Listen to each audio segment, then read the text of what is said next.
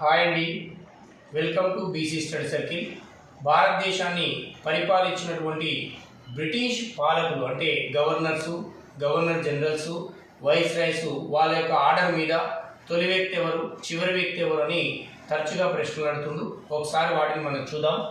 భారతదేశానికి వచ్చినటువంటి తొలి బెంగాల్ గవర్నర్ ఎవరంటే విలియం డ్రేక్. అలాగనే చివరి బెంగాల్ గవర్నర్ ఎవరన్నప్పుడు వారెన్ హేస్టింగ్స్ పేరు చెప్పాలి.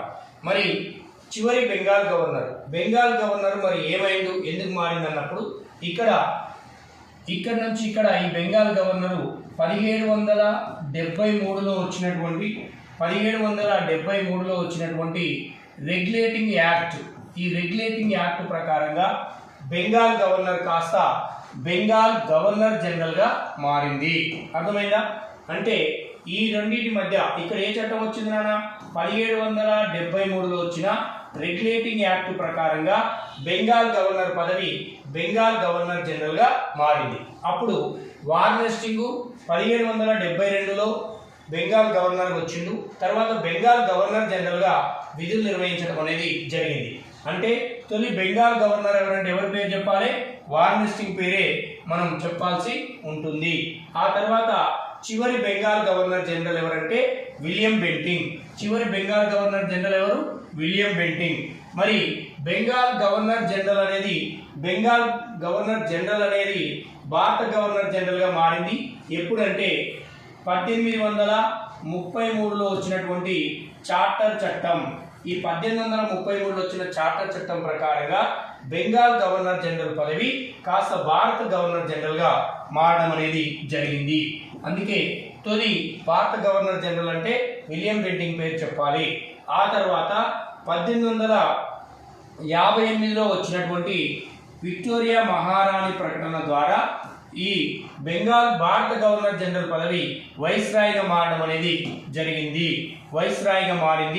అంటే తొలి వైస్రాయ్ ఎవరు అని మనం ప్రశ్న అడిగితే లార్డ్ కానింగ్ పేరు చెప్పాలి. భారత గవర్నర్ జనరల్ చివరి వ్యక్తి ఎవరంటే కూడా లార్డ్ కానింగ్ పేరు చెప్పాలి. ఒకసారి వీటి ఓవరాల్గా చూడండి. తొలి Bengal governor general William Drake, చివరి Bengal governor Warren Hastings. Bengal governor general Warren Hastings తొలి వ్యక్తి, చివరి Bengal governor general William Bentinck. తొలి భారత గవర్నర్ జనరల్ విలియం బెంటింగ్, చివరి భారత గవర్నర్ జనరల్ లార్డ్ కానింగ్. తొలి వైస్రాయ్ లార్డ్ కానింగ్, చివరి వైస్రాయ్ లార్డ్ మౌంట్ బాటెన్. ఇది 1947 మనకి ఇండిపెండెన్స్ వచ్చింది ఇక్కడ. అంటే ఒకసారి చూడండి నాన్న, బెంగాల్ గవర్నర్ నుంచి బెంగాల్ గవర్నర్ జనరల్గా మార్చినటువంటి చట్టం ఏంటంటే 1773 రెగ్యులేటింగ్ చట్టం. అలాగనే బెంగాల్ గవర్నర్ జనరల్ నుంచి భారత గవర్నర్ జనరల్గా మార్చిన చట్టం ఏంటంటే 1833లో వచ్చిన చార్టర్ చట్టం. అట్లాగనే భారత గవర్నర్ జనరల్ నుంచి భారత వైస్రాయ్గా మార్చిన చట్టం ఏంటంటే 1858 నవంబర్ 1న వచ్చిన విక్టోరియా మహారాణి ప్రకటన. ఆ తర్వాత భారత వైస్రాయ్ చిట్ట వైస్రాయ్ లార్డ్ మౌంట్ బాటన్ మన భారతదేశానికి స్వాతంత్రాన్ని ఇవ్వడంతో ఆయన పదవి పూర్తి కావడం అనేది జరిగింది.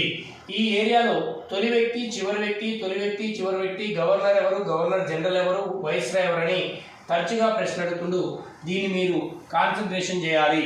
ఇక్కడ వచ్చిన 1873 రెగ్యులేటింగ్ చట్టం, ఇక్కడ వచ్చిన 1833 చార్టర్ చట్టం, ఇక్కడ వచ్చిన 1858 విక్టోరియా మహారాణి ప్రకటన. ఈ 3 అంశాలతోటి ఈ పదవులు ఇలా మారుకుంటూ రావడం అనేది జరిగింది. ఇది చాలా ఇంపార్టెంట్. ఈ ఏరియాని ఫోకస్ చేయాలి. ఈ పేర్లు కూడా ప్రతి ఒక్క యాస్పిరెంట్కి నోటికి ఉండాల్సిన అవసరం ఉన్నది.